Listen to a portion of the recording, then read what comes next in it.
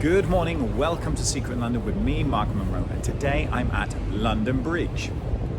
Not to be confused with Tower Bridge, which is further downstream in that direction and has the road that opens and closes. This is London Bridge. It's not as good looking as Tower Bridge, but the story behind the London Bridge that stood here before this one will absolutely amaze you. Now, you might be surprised to learn that this bridge behind me, London Bridge, was only opened in 1973. There were 3 bridges before this current bridge. One from 50 AD, from 1200 AD stood the medieval bridge, and from 1830 to 1967 stood the John Rennie Bridge. The first 2 bridges were demolished, knocked down, but the third bridge, John Rennie's Bridge, still exists. Today's episode, the bridge that spanned an ocean.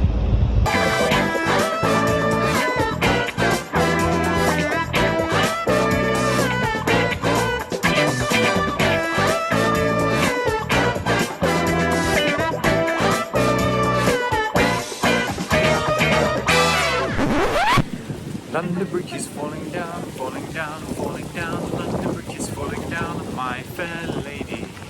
Well, London Bridge wasn't exactly falling down, but it was sinking by an inch every year. You see, John Rennie's bridge could only really support horse-drawn carriages and was never ready for motorised vehicles and the increase in traffic. In the 1960s, it was decided that John Rennie's bridge must come down. The Greater London Council talked extensively about what to do with the old bridge. Let me introduce you to a man by the name of Ivan Lukin. In one of the council's meetings, Ivan proposed that they sell the bridge.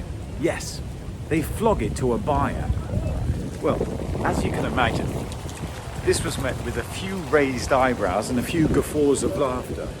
But after a few more meetings, the Greater London Council agreed to his idea. London Bridge was up for sale. After convincing the London Greater Council that his idea was a goer, he was then given the green light to go around the world and find a buyer for London Bridge. He would sell it as an artifact attraction worthy for purchase. Well, he didn't exactly get all around the world. He got as far as the shores of the USA. But that didn't matter, because it was there he found his buyer. So what type of person would want to buy a bridge of this scale? Well, that's easy.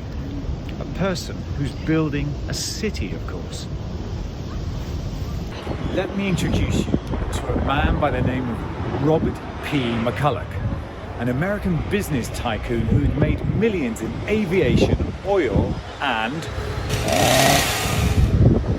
chainsaws. Robert P. McCulloch was the founder of Lake Havasu City in western Arizona. Now, this city stood in Mojave County on the Colorado River. He founded it in 1964 as a place of recreation and retirement. Robert P. McCulloch was a smart businessman. He knew that purchasing London Bridge would put his city on the map. Not only would it bring in tourism, but it would also bring in money that would help the new city's economy. He shook Ivan Lukin's hand, and the deal was done. London Bridge was on its way to Arizona. Ivan Lukin returned to London a hero.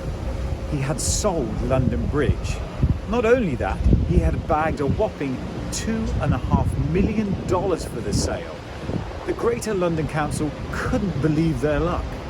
They now had plenty of cash to go towards the construction of the new London Bridge. So here comes the hard bit. How do you get a 130,000 ton bridge from here to the state of Arizona, USA? Well, it's not exactly the type of item you can click and collect. Well, John Rennie's bridge was dismantled block by block. Each block was numbered, then shipped out of the Thames, through the English Channel, across the Atlantic, up through the Panama Canal, then the west coast of America, where the ships docked at Long Beach, California. The blocks were then loaded onto trucks, then transported out to Arizona.